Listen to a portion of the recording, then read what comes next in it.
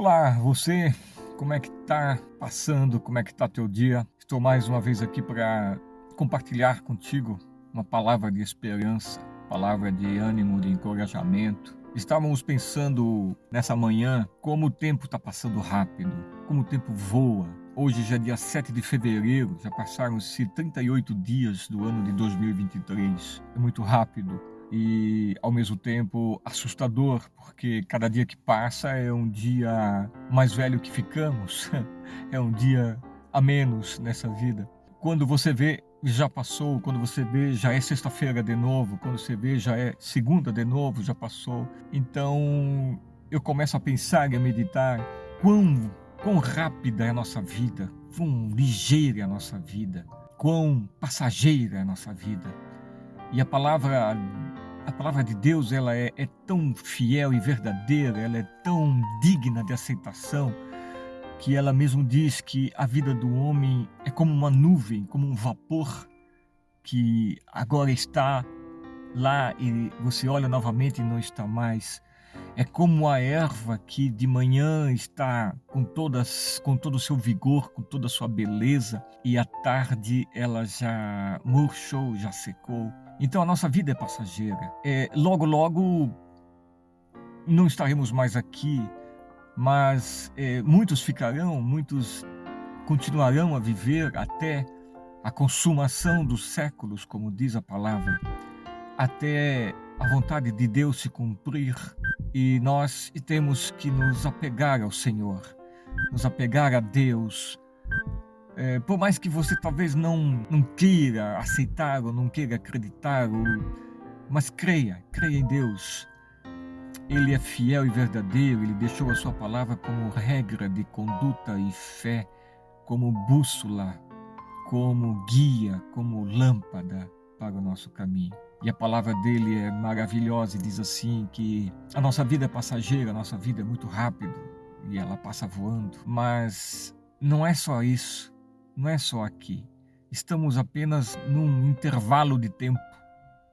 Nós nascemos e morremos, mas é um intervalo de tempo, porque nós viemos de Deus. A nossa origem é Deus, o nosso princípio, o nosso início de tudo é Deus.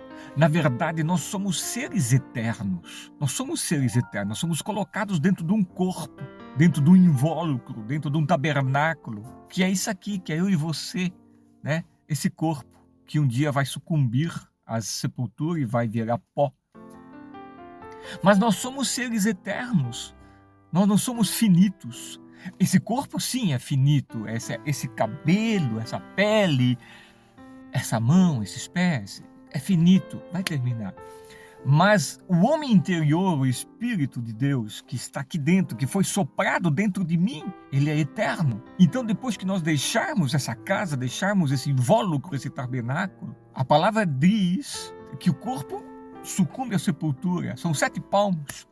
Quem for enterrado, quem não for, morre no oceano, morre em outras circunstâncias, mas o corpo vira pó, ele se dissolve. O Espírito que está em nós, ele volta para Deus, porque ele é de Deus. Foi ele que nos deu, ele que nos gerou a vida, então volta para Deus. E a alma, que foi criada quando ele soprou em nossas narinas o oxigênio e ele disse, e o homem se tornou alma vivente, essa alma, ela vive para sempre. Ela é eterna. E aí que está o principal de tudo. Ela vive para sempre, mas ela vive para sempre como? Nós vamos, diz a palavra, que nós vamos receber um novo corpo, um corpo glorificado, um corpo novo, assim como Cristo também recebeu. Depois da ressurreição, depois do 3º dia, quando ele ressurge da morte. Diz a palavra que os discípulos estão reunidos num cenáculo, com medo dos romanos, com medo dos judeus. Estavam ali com as portas e janelas totalmente trancadas, fechadas, com medo. E diz a palavra que de repente aparece no meio deles Jesus Cristo. Ele não entrou pela porta, ele não entrou pela janela, ele não fez um buraco no telhado e desceu, não. Ele apenas se apresenta para eles. Por quê? Porque ele está num corpo glorificado, num corpo que não está sujeito à natureza, a essa natureza, não está sujeito a essa dimensão de tempo. Nós, para entrarmos em determinado lugar, nós temos que pôr a chave na fechadura, abrir, pegar na maçaneta, abrir a porta e entrar, ou pular a janela, ou destelhar para podermos entrar, para ter acesso a um lugar. Mas ele não. Ele simplesmente aparece e entra e se apresenta para os que estão ali reunidos. E esse corpo glorificado, nós vamos receber também. Nós vamos receber também um corpo glorificado. E que maravilha, nesse corpo, ele vai ser um corpo incorruptível, porque esse corpo aqui é corruptível. Esse corpo aqui pende para a maldade, pende para os desejos da carne.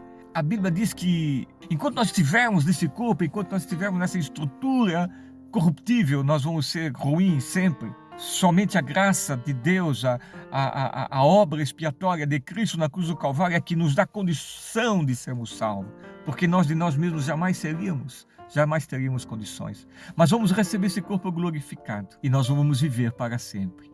E a Bíblia diz que aqueles que nesse período de vida aceitaram a Cristo como seu Salvador, creram na sua obra expiatória, creram no seu sacrifício na cruz do Calvário, esses serão transportados para o paraíso e viverão no paraíso. Aqueles que rejeitam e que não querem saber e que se negam a crer em Cristo, eles vão para um outro lugar separado. E a Bíblia é muito clara, ela traz histórias, narrativas muito interessantes e verdadeiras. Não são narrativas iguais às nossas narrativas que nós vemos todos os dias aí nas mídias e nos jornais e nos noticiários. Não, a narrativa da Bíblia, o que a Bíblia fala é verdade. Ela é verdade, é incontestável. E diz que quem morre sem a salvação, quem morre sem aceitar Cristo como seu Salvador, ele vai para um lugar de dor, de sofrimento. A Bíblia não é um conto de fadas, não é uma utopia, não é algo inventado. Não, a Bíblia é a palavra de Deus. Por isso nós temos que crer nela, obedecer a ela. Quem crer em Jesus Cristo será salvo, quem não crer já está condenado.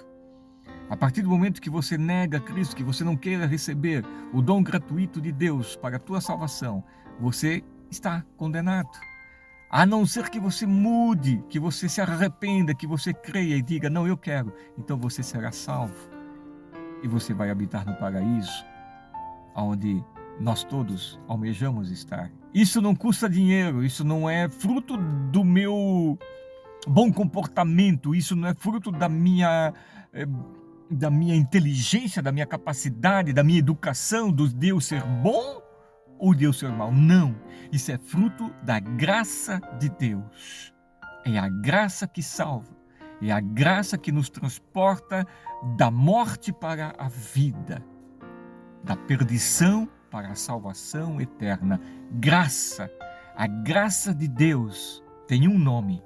Ela é difícil de compreender, de entender. Não temos capacidade para isso, mas ela tem um nome. Se chama Jesus Cristo, o Filho unigênito de Deus, que deixou o seu trono de glória, deixou a sua posição no céu e se fez homem, se fez carne como eu e você, para que ele cumprisse na cruz do Calvário a nossa redenção.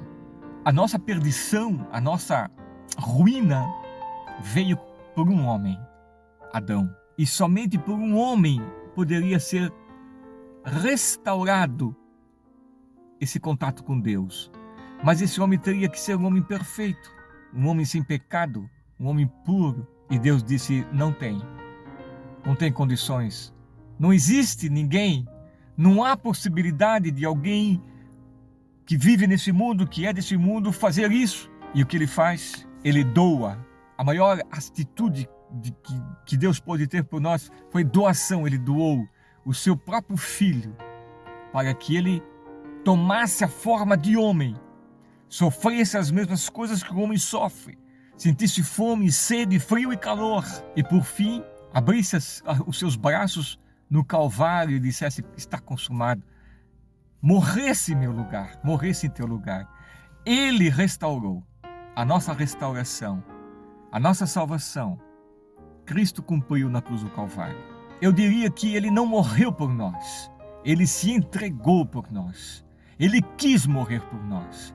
O diabo, de todas as formas, tentou impedir que ele subisse na cruz do Calvário. O diabo, de todas as formas, tentou impedir que essa obra fosse consumada. Mas ele quis ir para a cruz. Mesmo que lá no jardim do Getsemane, ele, no seu maior momento de angústia e de dor, onde diz a palavra que o seu suor se torna em gotículas de sangue, ele diz: Pai, se for possível, passe de mim esse cálice. Mas contudo, não seja feita a minha vontade, mas sim a tua. Porque ele quis morrer por nós. Ele sofreu por nós. Ele padeceu por nós, por mim e por você. Ele levou todas as minhas agruras, todos os meus pecados, todas as minhas enfermidades, toda a minha dor, toda a minha ansiedade, toda a minha desesperança. Ele levou tudo, toda a minha depressão, ele levou tudo sobre si e disse: está consumado. Ele pagou o preço. Ele cumpriu a cruz do Calvário, aquilo que nenhum de nós poderia fazer.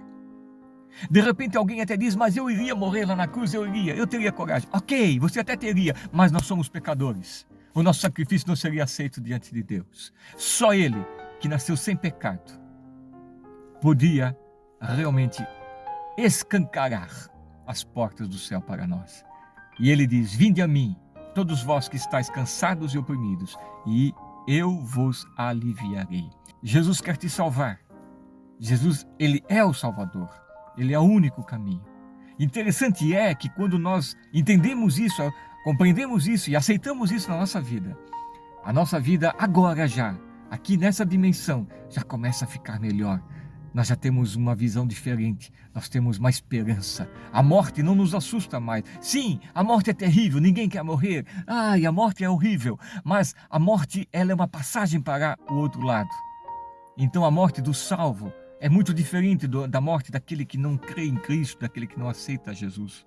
Ao ouvir essas palavras simples da minha boca, mas no entanto poderosas da parte de Deus, porque a palavra de Deus, ela é poderosa. Aceite e viva uma vida diferente e seja feliz.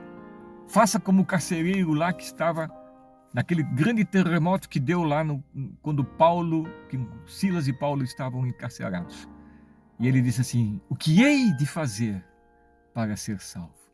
E Paulo disse: creia no Senhor Jesus Cristo e serás salvos tu e a tua casa.